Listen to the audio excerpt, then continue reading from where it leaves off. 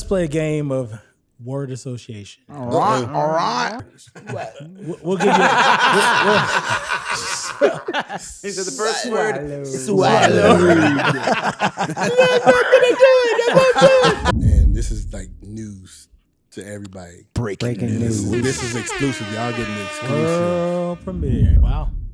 Looks like majority. I've been outvoted. I'm going to heaven. But congratulations.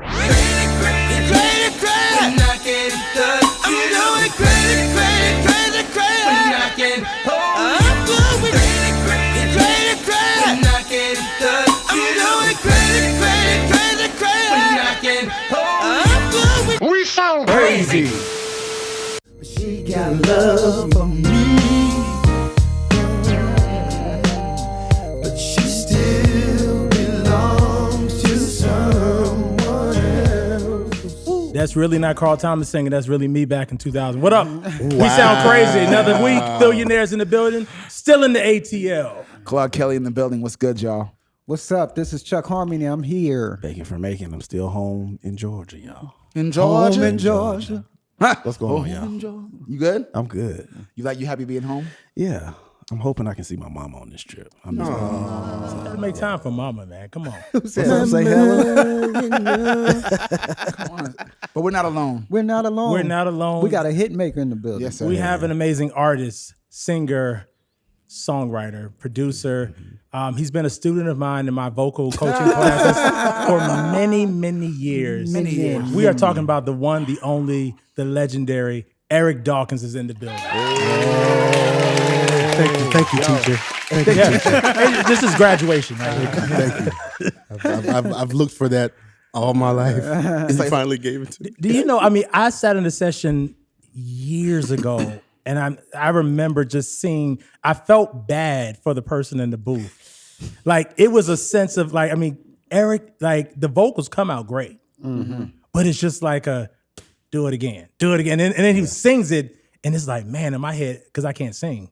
Like every day, you know what I'm saying? Like I'm more of a weekend singer, you know what I'm saying? You know what I mean? It's like Luther on the weekend, you know what I'm saying? Okay. But it was just like the art of vocal producing, but beyond the writing and the production. But it was like, wow, I didn't know how much work went into it. Yeah, man. It's work. It depends. A lot of it depends on who it is.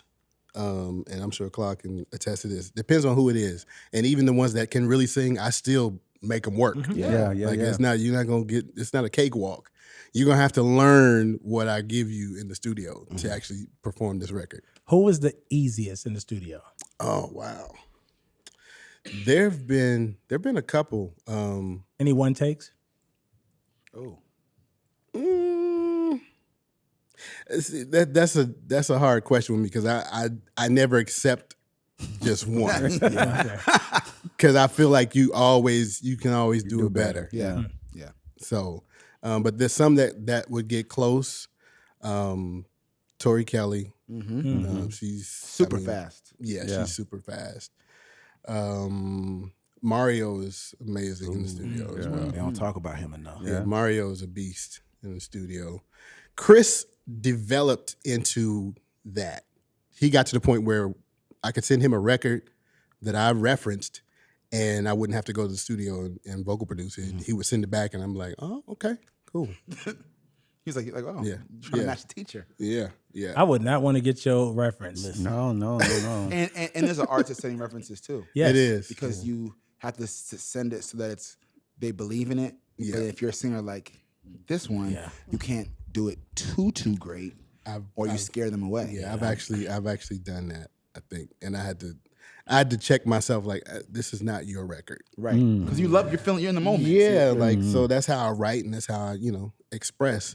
But there's some records that I had to really really dumb down in order for it to to be accepted. So I'm sure there's a lot of them that didn't get accepted because they're like, who's gonna sing that? Yeah. And like, what's it gonna sound like after that? Right. So, yeah. It's a whole psychology about how you is. pitch and then how you vocal produce after you pitch it. Yeah.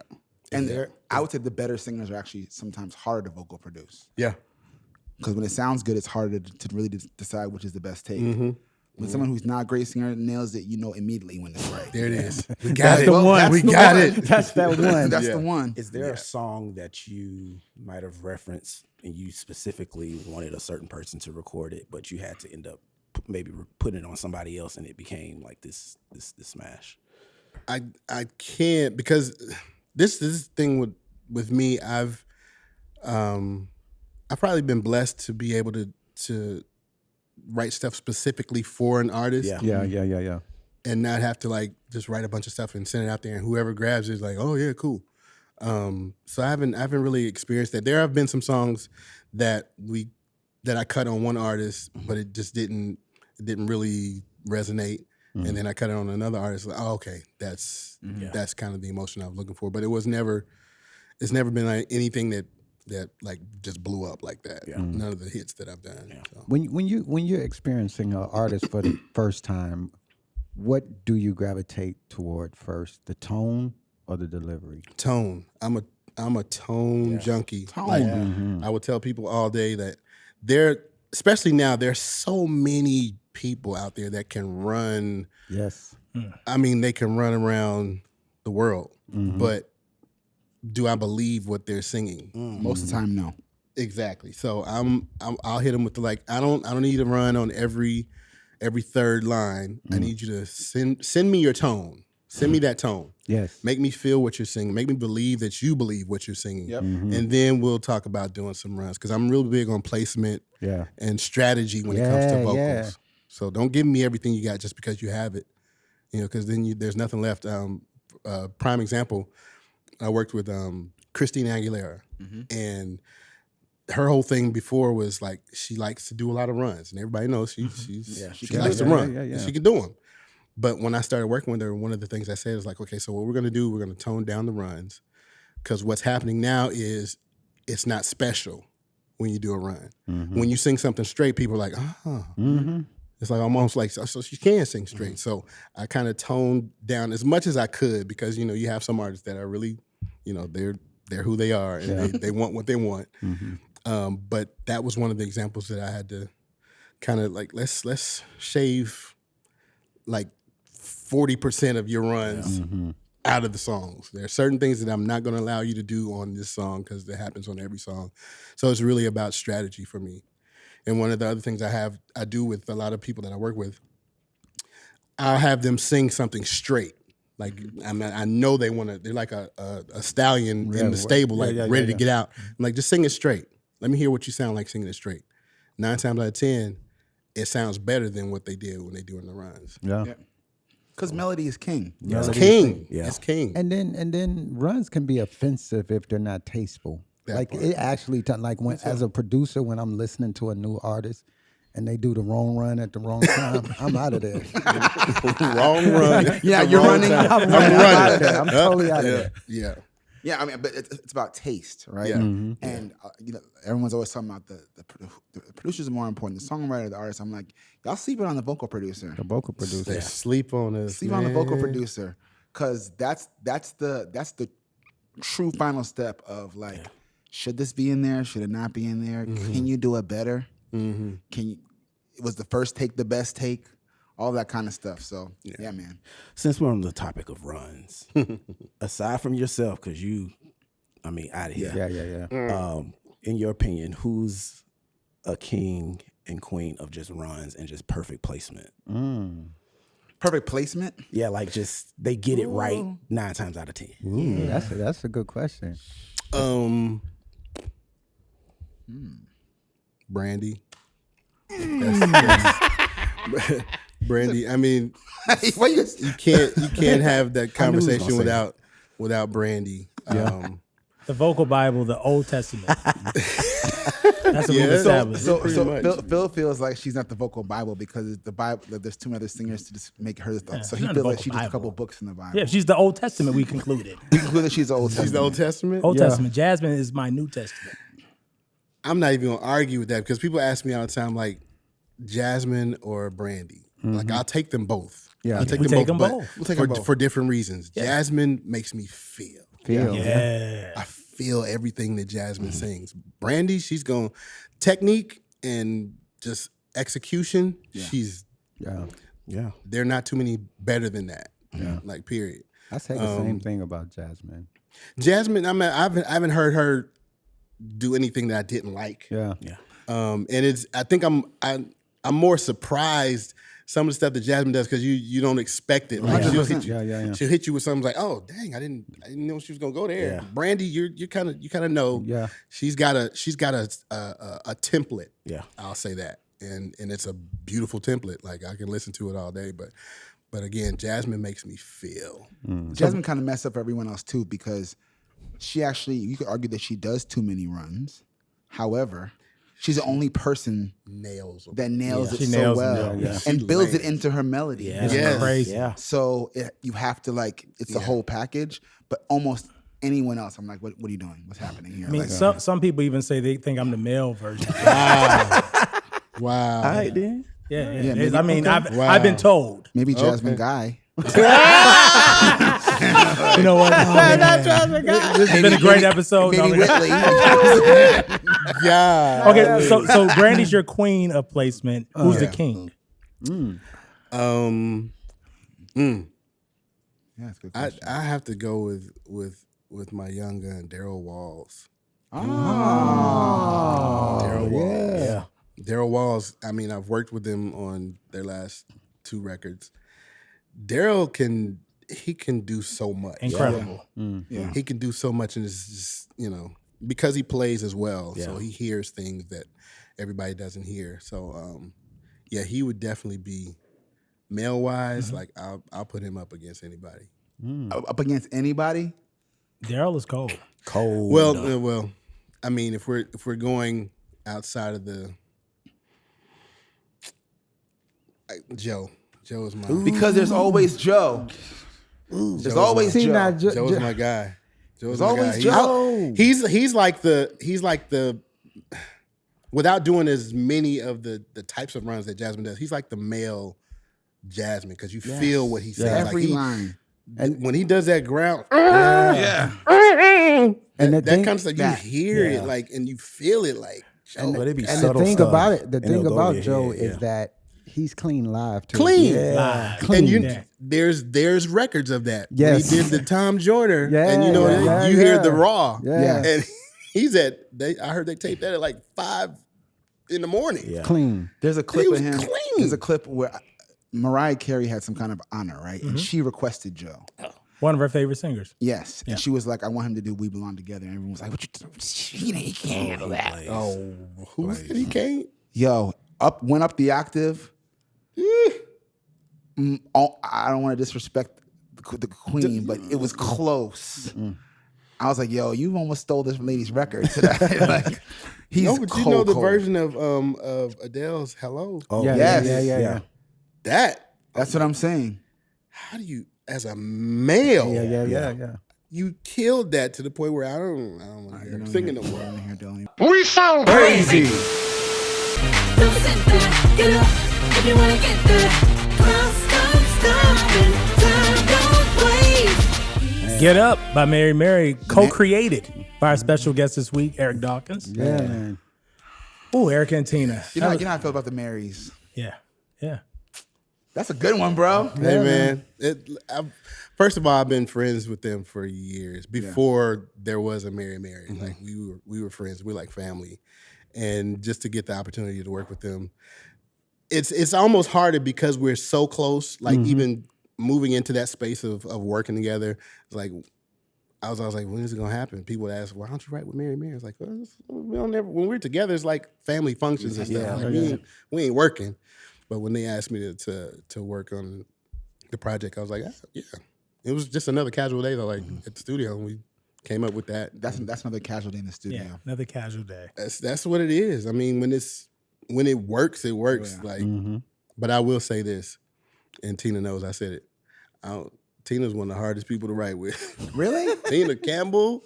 Explain she has a yourself. process. She's brilliant. Yeah. Like pen wise, she's she does her thing. But after I don't think it was that session, but it was another session we were doing. I told Eric, I was like, I will never write with Tina again. And I was joking, but Tina had this process when Blackberries were out. Tina would be writing in her Blackberry, like writing her lyrics and kind of singing humming melodies to herself. And me and Erica, we like, you know how we do when we write, we're singing the melodies out and trying to get them, flush everything out. And Tina, she was like, y'all gotta stop singing because y'all messing me up. Y'all, I can't do what I'm doing while y'all singing.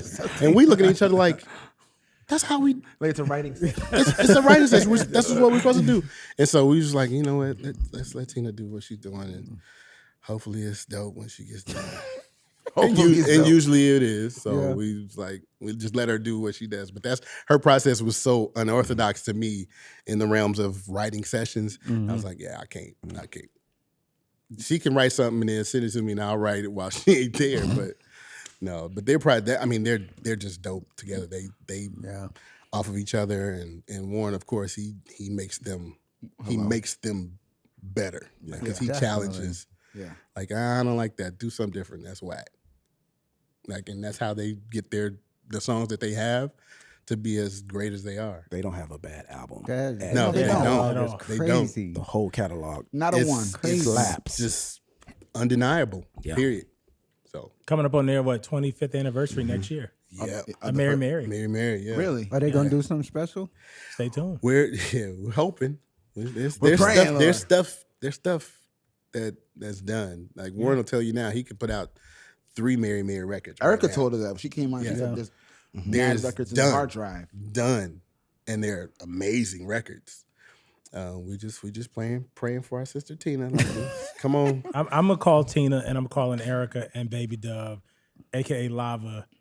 I want to be a part of this next Mary. We got to celebrate 25 years. You got to. There's nothing to have ignore. to. Like, Not so, at all. yeah. And there's nothing like them before or after. No. There are a singular Yes. gospel act. Yes. International gospel. Yeah. I tell you, we were in London. in an interesting club in London, a burlesque club in London, basically. Okay, all right. And This went literally, left foot. right? No, listen. In the middle of the burlesque club, Shackles came on. Everyone stopped and just, Yo, like they went Turned up up. for Yeah. Shackles. Wow. just in the middle, just At the burlesque club. At the burlesque. no club. lie. So it was like just flesh swinging and Yeah. There was flesh swinging. We sound crazy. Need to know, need to know, need to know now. Gotta know, everybody needs to know now. Need to know. wow. Dawkins. We got a founding member of Dawkins Dawkins with us What, this what week. year was that? 98? That was 98. Jesus. That was 98. So y'all are man. celebrating the anniversary this 30 year. years. 30 years. 30 From years. the first bro. album. Yeah, from the first album. My first album came out in 93, actually. So Okay.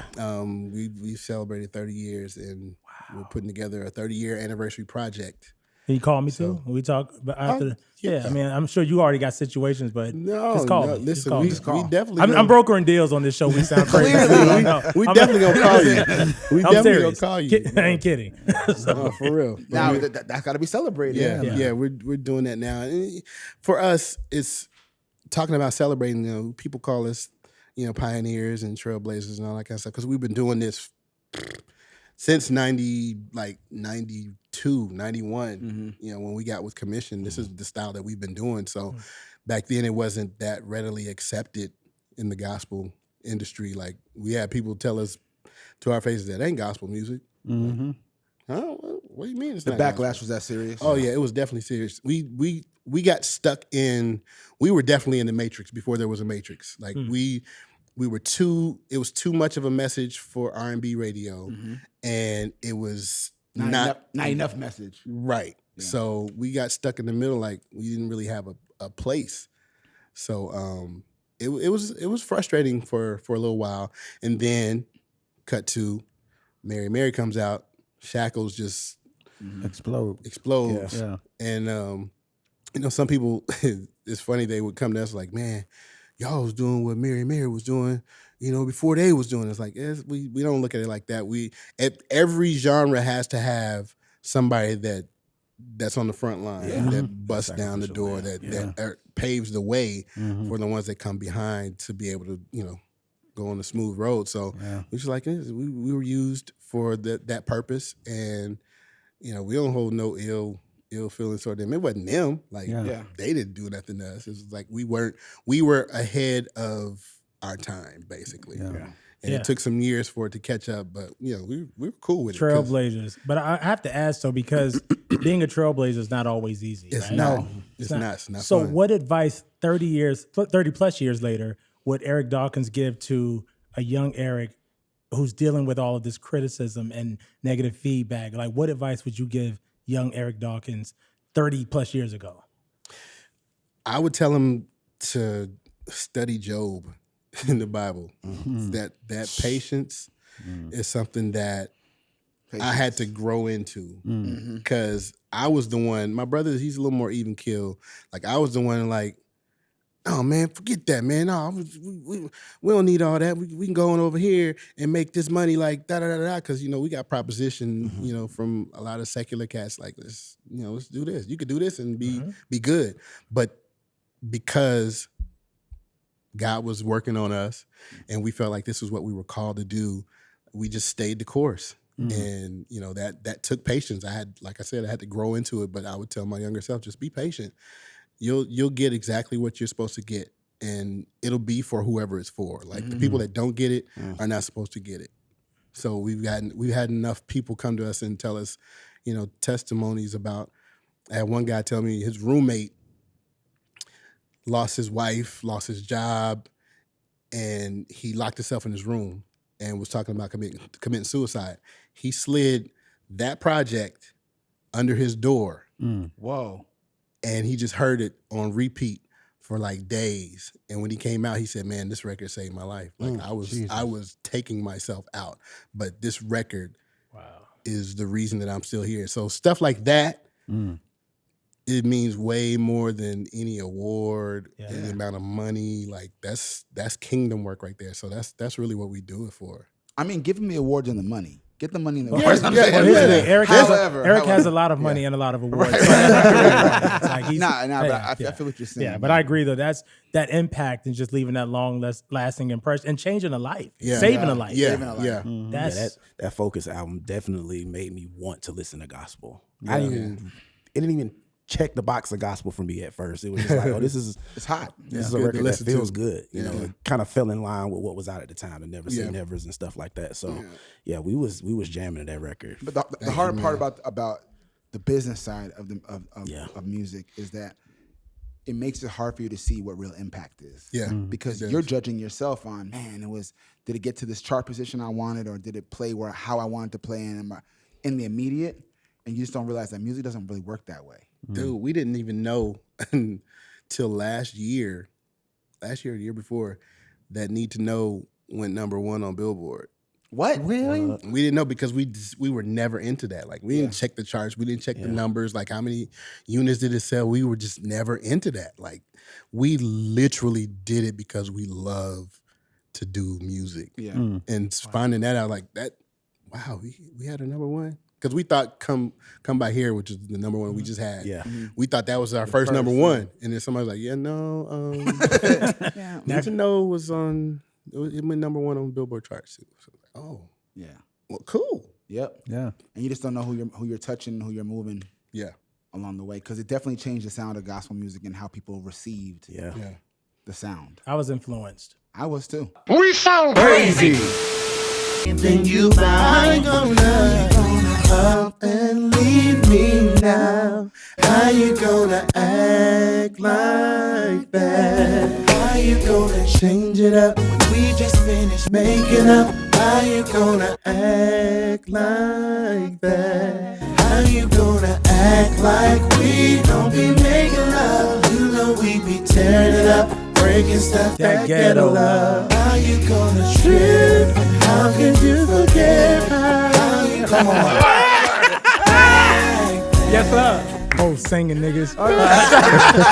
Tyrese, how you gonna act like that? Again, another creation Listen, of our special guest this week, Eric Dawkins. That song, I love That was that one. that song, love. that is a composition. That's a love, compliment. love. That's what we call a copyright. A copyright. That's a copyright. Evergreen. if you An will. evergreen. That song still is on my statements today. That song is 2000, 2001. Yeah. I still get a lot on on my publishing statements. Like people are redoing, like they're doing interpolations of it or using excerpts of it for their songs now. Like, dude, part right there. Yeah, I still get money from that song. Take us back to that session with Tyrese. What do you remember? I remember Harvey and Damon calling me to see if I would come through to write with them. And they had this track, and we were sitting around talking, and of course we all dealing with female stuff, like relationship stuff, and we just started vibing, and I started singing that, like, how you gonna act like that, like how you gonna treat me that way, like how you gonna, I'm the one that did such and such and that, I put rims on your car and da da da da, and Tyrese wasn't there yet. So I did the reference for it, wrote it, did the reference for it, and fun fact, Anson actually wrote on this song as well. Oh. Yeah, he was there. I took him to the session as well. So he actually was one of the writers on the song. But when Tyrese came in and heard it, because what I did was that's when I started my, let me sing like the artist to make them a little more comfortable with it. And when he heard it, he was like, immediately wanted to cut it. So he ended up cutting it. And I'm sitting there. This is literally the first R&B song that I wrote. Wait, what? Wow. Now that was the first R&B song that I wrote. Because I was coming to them clean off of Christina Aguilera, doing the pop stuff. And so I didn't, this was like, this felt more like what me and my brother did. So it was easy. Yeah. So we wrote that and wrote a couple other songs and ended up being, I got a call, I was in Seattle, and Dame was like, yo, Clive wants us to finish Tyrese's record. The song actually got leaked. So the version that's out, because my vocalist still on an ad-lib on that song. The song wasn't mixed or mastered yet. It was just our rough mix version. On the final version, your ad-lib was on there? Yeah. Where? How you gonna act like that? That's you? That's me. That's not. Wow. Right after the bridge. All I need is you, baby. Just Tyrese. Ooh, baby. Me. How you gonna act like that? If you listen to it, you can hear the tone is slightly. I was today. That's wild. How you gonna act like that? No, but that's I never know that. Yeah. And when I heard it, I was like, that's interesting. Like, how did that get left in there? Like, so come to find out, it was leaked, and that made Clive hit the Underdogs. I'm like, we need to finish Tyrese's record, so we ended up writing some more songs and finishing the record. And that song is today one of Tyrese's biggest songs. People don't. Okay, I don't think people sleep on him, but Tyrese as a vocalist, one of the best R&B singers in the game. Yeah. He's a crooner. Yeah. He's a Definitely crooner. Yeah. And to your point about taste, his placement on songs. When he chooses to go in and Yeah, you feel him. Yeah, he's a R&B, he's a balladeer. So like a lot of the stuff that he does, you don't hear too many up tempos from Tyrese. No. Like, he gonna get you with those, how you gonna act like that, or Shame, or I love Shane. Stay, those type of joints. Lately, but all even that. this new record that's coming out, is You work with him on Tyrese's new album? I'm on, I want to say like 13 out of however many songs he decides to put out. Wow. Like the first single that he put out, Don't Think You Ever Loved Me, I wrote that, co-wrote it. And the single that he's actually about to put out soon, I wrote that too. So I got a lot of stuff, a lot of skin. Just greedy. Yeah. You know what I'm saying? He had us down here in Atlanta Yeah. at the house and for like 3 weeks, and we just wrote and wrote. Myself, Isa Elliott, Davion Ferris, Bam, who produced everything. Like, this is a really live instrumentation. This like whole that, record too. is live instrumentation. Like, there's no programming on this record at all. So it's really, really dope. Eric Bellinger wrote he co-wrote a couple of Love them. Eric. We sound crazy. Why do you ever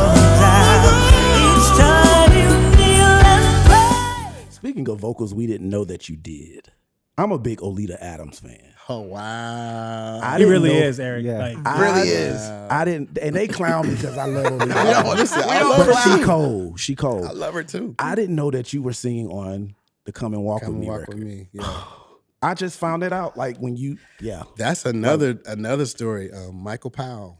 Who's, yeah. legendary. people don't know Yeah. he's the reason Anita Baker is Anita Yeah. Baker. Like he's that producer.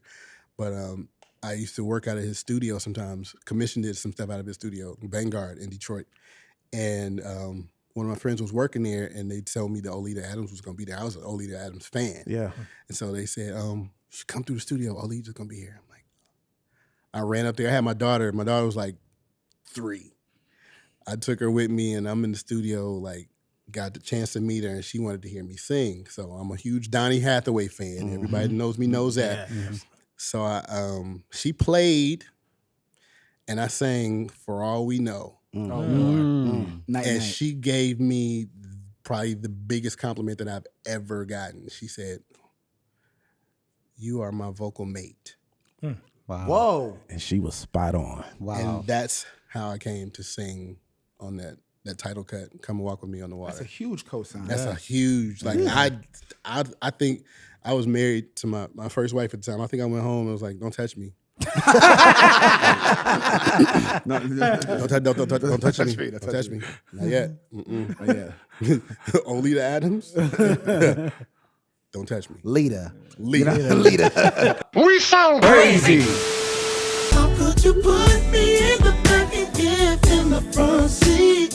How could you just forget about me? Yeah. How could you? Mario. A copyright. A A copyright. Another copyright. Shout out to Underdogs, Lord. Shout out to Yeah. Underdogs. You're talking about clean, Yo, clean. Clean. How did we get away from that? Like, Jesus. what happened? I don't know. It's so frustrating to me because I write like that. Yeah. In my Melody. sleep. Like, Yeah, I yeah, yeah. love melodies. Like, people can sing Yeah. these songs. Kids can sing these songs. They remember the melodies. Yeah, yeah. But it was just an era of, the internet, the internet stars doing stuff that was not that, and so people started gravitating toward that. Like, oh, you can get paid off of something you just put out yesterday. Cool, I'm gonna do that. Yeah. And so it just kind of segued. It was a gradual thing because we were still able to do stuff we from 2001 all the way to like probably 2008. Like we had a ride Yeah. with Underdogs, and then just internet, Napster came along, and Napster came along. this, Leaks happened. yeah, Fuckery. yeah, Fuckery. yeah, Yes. that's what it was. But I think there's some people that are capable of bringing that back. Mm-hmm. Cats like Usher, Yeah. who's definitely he could definitely bring it back. Tyrese, if he releases the record finally. There's the ones that are really doing real music can bring that era back because it's when you hear it now. Chris Brown tapped on it with the Michael Jackson. Was it Dangerous? Fine China. Fine China. Fine China. He's tapped on when it got into that. Like, he could probably bring that whole vibe back. And then you got Bruno Mars, and they Now Bruno they leaned really- right He's into doing it. they it. leaned into it and stayed there. Yeah, Like, yeah. but I think it was like a niche thing. Like people like, oh, he does that. Right. Like we'll let him do that. Like we don't want to hear it from nobody else. So it's just gonna take a lot of people that have the name and the big platforms to do music like that to bring it back. But it's still when you hear it, you feel it. Yeah. And so Immediately. it's definitely necessary. I think. I feel like for male R&B specifically, Yeah. Yeah. I think that needs the most love. Yeah. Yeah. Really. Yeah. Like we love when women get on a song and sing. Like that's happening. Yeah. Yeah. Yeah. That's really happening.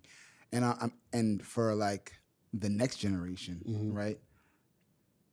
Those kind of songs, I don't know any of those kind of songs for new R&B, male R&B cats at all.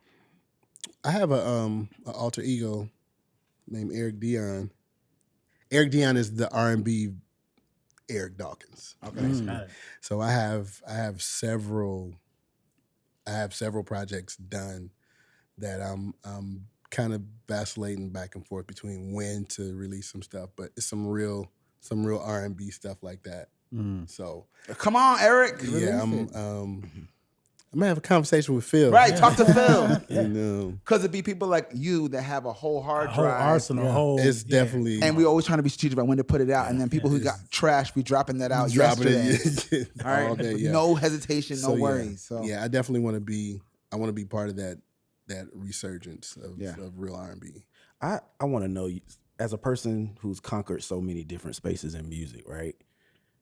There's always this conversation with church folks about what you can do and what you can't do. Like, what is your philosophy on it? Because, I mean, you've done it. You've done R&B, you've done pop, you've done gospel, done it well. So just what is your thought process behind just all of the chatter about, oh, you know, you're a gospel artist, you can't sing R&B or you can't write R&B. I'm a firm believer that relationship is vertical. Yeah. Like my relationship with God is strictly here. Like anything outside of this really has no weight. And also I don't mix my salvation with my occupation. They don't run down the same street. that was a word. They intersect at a point and they say, "Hey, what's up? You cool? You cool? Cool." And they keep going. So I don't. When people say that to me, I'm like, "Where do you work?" I work at Target. It's like, oh, so Target sells alcohol. You gonna quit working at Target because they sell alcohol? Oh, why would I do that? Well, I mean, it's alcohol. Right. You believe, are you a Christian? Like, and some people that get hung up on all of the little, I don't even have a thing with alcohol. Like, I don't mind alcohol. I drink a little bit, but it's an example. Like, like another example, Warren Campbell's father, he just retired from Budweiser.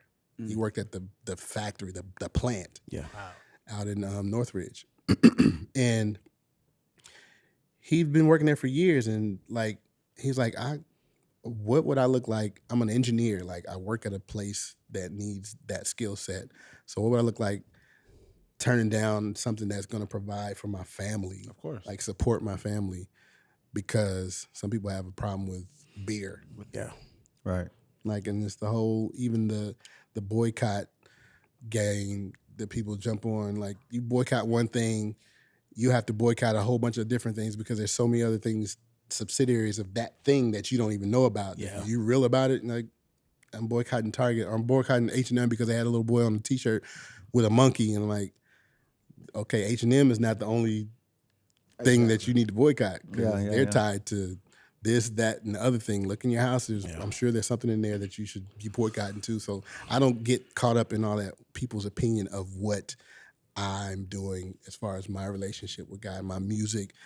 If it's not my conviction, then it's not my conviction. And I had a gauge, like if I couldn't play it for my mother without being embarrassed, then I probably wouldn't do it. Yeah. And that was a gauge I used for years, and it's served me. Like, there's certain things that I just won't do. Like, there's certain songs that people have me come in and try to write on, and I'd hear like a topic, I'm like, yeah, no, I'm not gonna be attached to that. Yeah. You know, and it become a big hit, and I have to like. Now I want some examples. Like, give us a couple. Eric Dawkins said no, and you're like, you're on the radio, like, damn, I should have said yes to. Maybe I should answer sexy red back. I actually was in the studio with Cardi B they wanted me to do vocal production for Careful with Me, which became a single, and I was like, the brand is kind of not what I'm really about. Yeah. So I made a decision. I was in the studio with her for 2 hours, and I just decided, like, I can't do this. That's integrity. Yeah. Yeah. Yeah, I mean, and there's been a couple like that, but I won't go into too many details. But it like you said, it's integrity. Like there's a line. I have a line. We sound crazy. Let's play a game of word association. All right. So we'll just say a name, or we'll give you. He said the first word.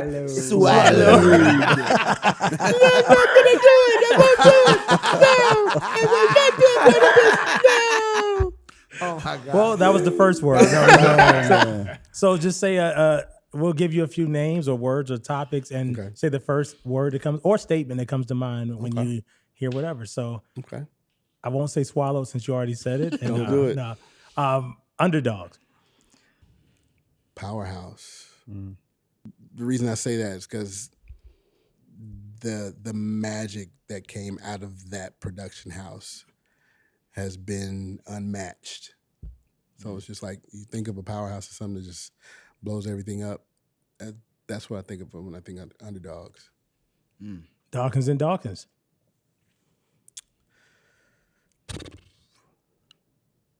Underrated. Agreed. Yeah. Mario. Nintendo. The singer. Oh man. Workhorse. His work ethic is crazy too, and he's always he's gonna go there every time. Yeah. The Masked Singer. Quirky, weird. It was a weird show, but I got to check. And so it is what it is. Mary. Family. Vocal production. Necessary. Me. Gospel music. In Trouble. Tyrese. Brother. Brandy. The homie. The homie. The homie. I mean, Old Testament. Justin Bieber. The word I want to say, it might be a little derogatory, but it kind of lucky. And I say that because the way he was discovered. Yeah. Like it's got like this little kid. Now he's still talented. Don't take nothing away. I wrote one of his favorite songs for his record, so definitely appreciate his ear for liking music. So Christina Aguilera. Diva times 10. Is that a good thing or a bad thing? I have I could go into the story. I have a different story with Christina. We were cool. Like she was like little sister, and then I watched her change from the genie in a bottle Christina to dirty Christina. And anybody that knows me knows I'm not a yes man. I don't just ride because there's a check involved. And I saw some stuff that I didn't really care for, to the point where I told her, like, we started butting heads. And I told her in the studio, I was like, I don't ever have to work with you again. Wow. Straight to her face. Straight to her face. Because she hit me with I'm Christina Aguilera. I said, I'm Eric Dawkins. Right. Like, what does that mean? Like, I'm here. I've been working with you for 8 months because I'm Eric Dawkins. So don't get me with I'm Christina Aguilera. Yeah.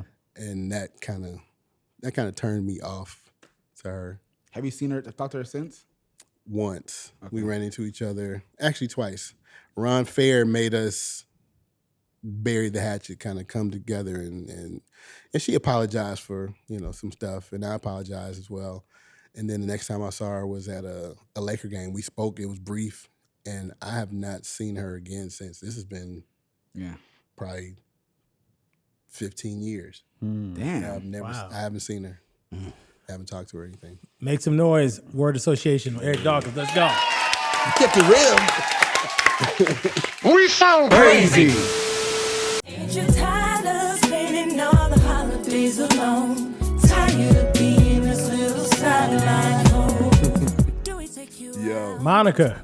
Sideline. People sleep on that Oh. album. Yeah. And I feel like they heard that single that she came out with every was the time the single? beat dropped, Okay. and they were swayed from listening to the full because the body of work is Yeah, 'cause aside that- from that is great. That was, Sideline was. I heard the first. I was like, well, that's my song off the album. Yeah. we actually we all came here and cut that song. Like it was, I think, one of the first Underdog trips. Like it was Harvey, Damon, me, Tony, Tank. The Tank influence. Like you hear a lot of his influence on that song. Shout out to Tank and Jay, R&B Money. R&B Money. R&B Money, Yeah, my R&B bros, my bros. Lil Steve, Russell. Like we all came, and I think we worked out of Doppler or one of the studios. And it was just a great trip. And Monica, she was great. Like she heard the song, I was like, oh yeah, absolutely. That was right up there. Gunica. I was like, let's do this. I'm ready. Where's the mic? Where's the booth? But that was fun. That was a fun time. Man, you've been a part of so much different. Yes. It's the variety. Yeah. It's the variety from Need to Know to Sideline. Huh? Yeah. And even but even when we think about television, which we talked about in the Yeah. Yeah. you know, like when I think about The Four and The Masked Singer, and, you know, even the Pussycat Dolls, like you've been involved as a vocal coach in different capacities with different television show. Do you enjoy working on these shows? Like I actually do, and one that y'all probably don't even know, it's on Apple TV now. A song called "My Kind of Country." Like I was one of the vocal coaches for a country singing competition show. Wow. Yeah, so I actually enjoy doing that. You know, working with different people. It's I don't know. I get to work with different textures, different people, and it's not just one specific thing that I'm going in. And I know who I'm working with. Like even on the Masked Singer, like half of the people that I work with on there are not singers. Yeah. So being able to work with them and get them to a point where they sound kind of decent for the shows was really cool. That's got to be hard though. It is, and depending on who it is, like because some of them come in with the thinking that they can sing. Mm-hmm. And I'm like, oh man, it's gonna be one of those. It's gonna be one of those. Who surprised you on the Masked Singer as a singer, as a vocalist? Not too many of them, because I mean the ones that I had were most of the ones I had were singers. Like Candy Burst was mine. I had JoJo. I had Tori Kelly. I had Tyrese. Bow Wow was funny. He was funny. Actually, there's a basketball player who I will say I was surprised by. I can't remember his name, but he was a NBA player, and I told him he sounded like a lazy Tyrese. Like he had the same vibe. Like his vocal tone was like it sounded like Tyrese, but he actually did really good. And I was okay. All right, you got a little something. So there's some on there. It's just more. It's more of a fun, have fun with it type show, and it's not really serious about vocals as a name like Masked Singer. It should be Masked whatever, but they don't put a lot of emphasis on the singing. Because you see a lot of people that get on there that can really sing aren't the ones that win. Yeah. It's the fun of the show, though. Yeah. Good American entertainment. Good old American entertainment that they stole from Korea. There we go. Now you said during the word association when Chuck said gospel, you said in trouble. I would like to expound on that because if anyone can have an opinion on the state of gospel and the future of it, it's certainly you. What do you mean by that? Honestly, it's because I know some people personally that, have positions at some places and, the positions were like done away with because they don't necessarily believe in gospel music as much as they believe in the business of gospel music. And it's gotten away. Like I come from the school of the Vicky Max, who I used to had no affiliation with the label, but we were just friends, and I was friends with Monica Bacon, who worked there. Yeah. I would drive from the Valley over to Inglewood just to hang out at the studio with we them talking about sometimes. gospel centric, y'all. Gospel Go centric. Google gospel centric. Gospel centric that's like the heart of like when gospel music started crossing over into like some really, really big areas. But I just don't feel like it's that anymore. It's like the business of it has taken over so much that a group like, and this is no shade to anybody, let me say that, a group like Maverick City can come along and make everybody want to do that type of music because they just came out and blew up and started doing arena tours. I was like, I got to a point where I didn't want to hear another worship song. Me either. And I used to love worship. I did too. You know what I'm saying? It was like when Fred Hammond came out and started doing the worship, and even Israel, like that, I felt that. And then it just started getting Commercialized. Over time. It's Like, about it's like- balance again, like we it's talked about about. We balance. need Yeah. balance. We need worship. We need gospel, Yeah. contemporary, traditional, choir. I want choirs. quartet, all I want of it. quartet. Yeah. Yes. Yes. So give me the James Fortunes. Yes, please. Give me the Ty Tribbets. Yeah. And gospel is also to me lacking infrastructure. It is. That's another challenge for gospel Label side, you mean? No, just in Just general. in general. Like touring and management and a lot of the different verticals that are common in like country They're and pop. necessary. And they're necessary for success, but there's a lack of intentionality from a lot of the record labels or a lack of belief or lack of understanding. And I've worked in several buildings at this point, so I'm Yeah. speaking from experience. Yeah. But it's tough. It's like the support is not there. Yeah. But they want the records to do what these other genres are doing. Yeah. It's like, well, you got to spend money to make money. You know, that's old school Yeah. gangster. Yeah. Spend money to make money. Yep. It's the fact. And we found out early in the game what the game was. As you know, as Dawkins and Dawkins, the first label we signed to was Benson in Nashville, which some people will call a good old boy, a good old boy label, because it was run by some white people that had their idea of what it should be. And we found out that we were what they call a revenue group. Like, so whatever our project would make, they would take money from that and spend it on their white artists. Yeah. What? Wow. Oh yeah. That's oh a real yeah. thing. Because in our budgets, I'm gonna blow your mind right now. Jeez. Our budget for our first record in '93 was $28,000 for the entire budget. That's like studio. We didn't do any videos for the first record. So that's marketing, promotion. That's just craft services now. That's just snacks. You see what I'm saying? So that kind of you figure and you do the math. Back then, when you're selling a record for $10, Yeah.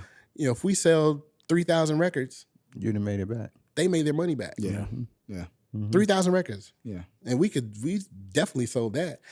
But they wouldn't let us know that because there was always the profit that they needed to make on top of whatever Yep. they put into us. And we never knew what that margin was between the recouped and what they needed to make on top of that. But it still wouldn't come back to us. Like in our second record, I think we got $28,000 for the whole entire record. And we had multiple producers on these records. So it was just that's really what turned me off to the gospel music industry. Gospel music I'm always gonna love, but it's like you said, it lacks infrastructure, and I think it's gotten worse. Yeah. But you're about to put on we spill the beans a little bit. You about to put on another hat. I A am. managerial hat. I am putting on another hat. I actually did my first signing, and this is like news to everybody. Breaking This news. is exclusive. Y'all getting the exclusive. World premiere. I got there's a young girl, little girl. She's 10. Her name is Anaya Simone. And I just signed her like a week ago. And we're doing She's dope. she's dope. And anybody that's on social media like heavy, she just did the Tori Kelly challenge, that run challenge. And within a week, she was like at 1.5 million views. And now it's like, my manager is saying it's like at 4 million views, almost 4 million views. But I ended up signing her, and we were about to make some noise in these In these gospel in these gospel These streets. gospel streets. And it's actually not gospel, but it's inspirational because she comes from a family of believers, and Yeah, she's just dope. And this is my first time signing anybody because I just felt like all these years I didn't want to be responsible for somebody's career like that. Yeah. But I saw something special in her and decided to go on and put that hat on. So Wow. She's in good hands. Yeah, man. definitely. You got to be with people that care about, you know. Yeah. Congratulations, bro. Thank you. We sound crazy.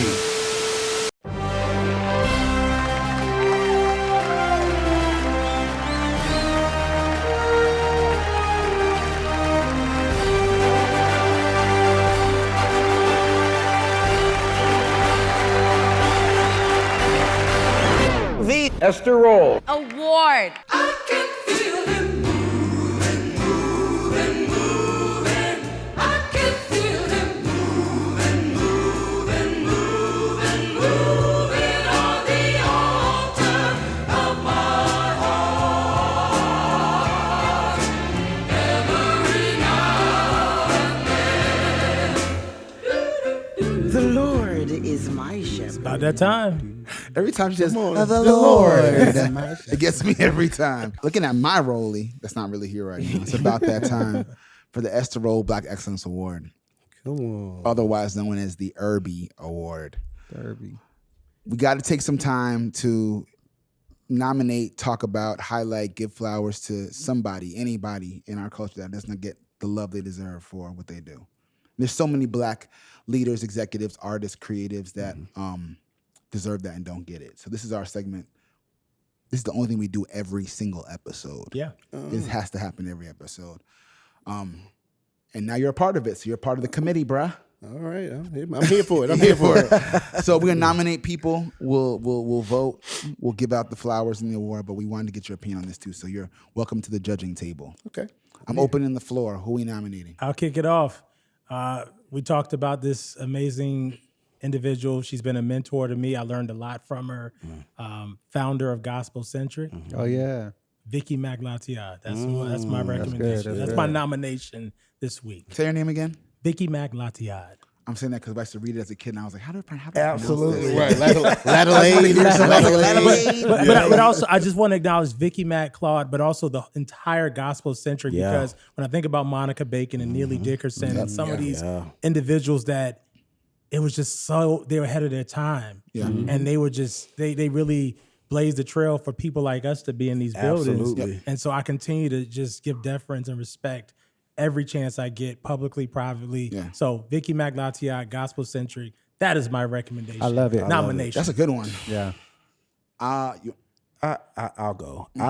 So on the way here, I was in the car and I Don't Have the Heart by James Ingram came on. I'm gonna put him on the table this week because I mean James. he's unfortunately no longer with us. But I mean when you talk about clean Yeah. and he don't have to do a whole bunch of runs, Oh, yeah. but he always knew how to interpret a song in a way where you just felt it. Yeah. James Ingram all day. God rest his soul. That's a good one. Yeah. I did a tribute to him. It's actually on iTunes to that song. I Don't Have a Heart. Really? Okay, we're gonna have to Yeah, it's on We have to as go ahead. Eric Dion. It's on. Oh, Eric Dion. Yeah, Okay. Okay. I did a tribute, and I wanted him to hear it. Actually, me and my brother did. Yeah, I'm gonna be there, Love that song. and we're planning on putting it out. And right before he Michael McDonald? passed, I had a connection. Actually, Nathan East, bass player. Yeah. He was going to get it to James Ingram, and I didn't know at the time that James was sick. But he ended up telling me, he's like, well, man, I really want to get this. Yeah, I'm going to be there to him because I'd love to get his blessing on it. And literally the day that I finished and had a rough mix ready to send to Nathan to get to him, my brother texted me and said, man, that's so crazy. I'm like, what you talking about? James Ingram passed. I was like, oh, are you serious? Like before he even got a chance to hear it. Yeah.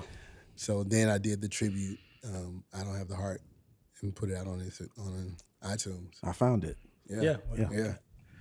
But Dang. Wow. That's So I'm a fan. The tribute lives on and it's there. You know what I'm saying? And he deserves a tribute. Absolutely. I'm a huge fan of it. Yeah. Claude, who you got this week? I'm actually nominating the Underdogs. Oh man, check mine out. Yeah. We can share if you like. Because the reason I was going to do it is because I said in the spirit of great duos, Yeah. I feel like we hear them nonstop, but they don't get brought up enough in the same vein agree. as the Jam and Lewis's, and there's many, but those, you're right, that run and that sound, the cleanness of it.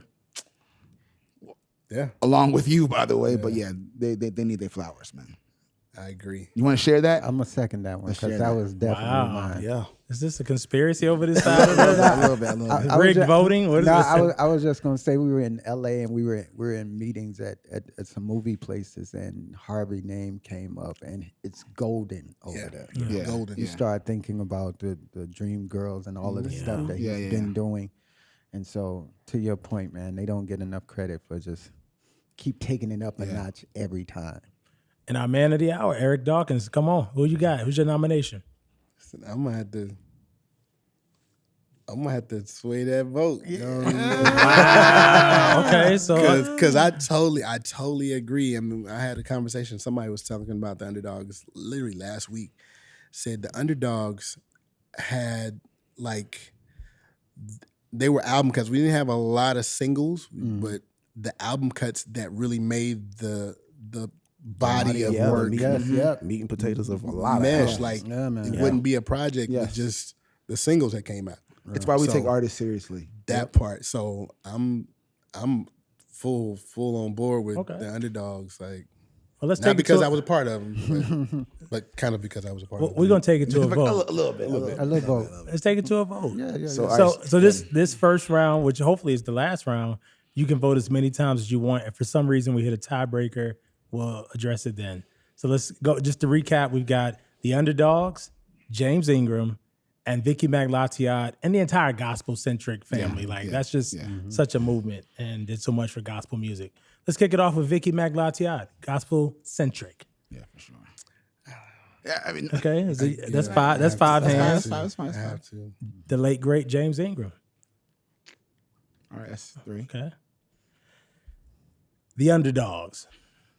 We have a necessary Oh, tie. Got a tie, you know? That's a tie. So I don't like this tie. A tie between the Underdogs and Vicky Maglatiot and gospel centric. Wow, this is tough. Yeah. So it's basically R&B versus gospel, basically. Secular versus Jesus. Pick the Lord. I'm going to pick the Lord. Come on. Or else. No, but this time we can only vote once. Yes. So I'll start it off. This is y'all ready? This is ready? Why do we do this to ourselves? Why? Wow. All right, here we go. I'm ready. Let's start it with the Underdogs. I gotta go Underdog. Wow. Wow. Looks like majority. I've been outvoted. I'm going to heaven. But congratulations to the Underdogs. Our winners this week of the Esther Roll Black Excellence Award. Make some noise. They deserve it. We sound crazy. Okay, so the crazy thing about it is we're talking about all this stuff, and it still feels like you're just getting started. Absolutely. Your excitement, your love, I can feel the passion about it. And so I'm excited to see what comes next. You know what? I tell people all the time, like I make myself available. Like God is really the orchestrator of everything that I do. So I feel like as long as I'm making myself available to him, he's going to keep downloading and I'm going to keep putting it out. And I still get calls from, all over to work with people. So as long as he'll have me doing it, I'm the one to say, I'm not going to be 60 years old doing beats and in the studio running out these little knots, Yeah. I'm going to be retired, with my family and stuff. But I don't really believe that. Right. Because I just feel like there's a lot more work for me to do. And even in the mentoring space, like I'm, me and my brother are talking about doing some mentoring and, just kind of. Shout out to Anson too. Yeah, hello. brother. Yeah. He's that's my best friend, my business partner. Like I couldn't see me doing it with anybody else. And so we're definitely going to be giving back. And we'll be in music in some capacity from now until we lay down, I'm sure. Wow. Yeah, y'all are so needed. And, have influenced. We're paying attention. Yeah. We're paying attention. Make sure you follow us on all platforms at We Sound Crazy and WeSoundCrazy.com. And shout out to Visit Music City for always holding us down. Thank you so much. Thanks, Nashville. All right, so Eric, when we close the episode out, we allow our special, illustrious, brilliant guest to choose our final song. It can be anything that you feel like this caps off this dope conversation. curated by Eric Dawkins. No pressure. No pressure. Yeah, no, that's Or Eric right. Dion. Eric Dion. Why don't you play the, know what I'm the saying? tribute, the James Ingram, the James That's a Ingram good tribute. way to. I like It's a that. great way to close it out. Oh, Come on, Vegas. Come on, unless you want to handle it, Timon. y'all, this has been a great episode, great conversation with Eric Dawkins. Let me give a special thanks to our entire crew behind the camera, behind the scenes. Mike Groove Johnson, thank you, John. Thank you, James. Thank you, Amir. Thank you, B-Dub. Thank you, Kenny. Thank you, Reggie. I see Lamont's in the building. There's so many people. Lamont. What up, Lamont? Baldwin. Ike Nice, I call him. I don't know. Ike Nice. Ike Nice. So thank y'all. It's a collective effort. We thank each and every one of you. Thank you, Eric Dawkins. Yes, sir. I'm gonna have class after this episode. We're gonna come on. Got you. All right, I'm there. Let's do vocal warm-ups right now. I'm there. We sound crazy, y'all. We out of here till next week. Let's go. Peace.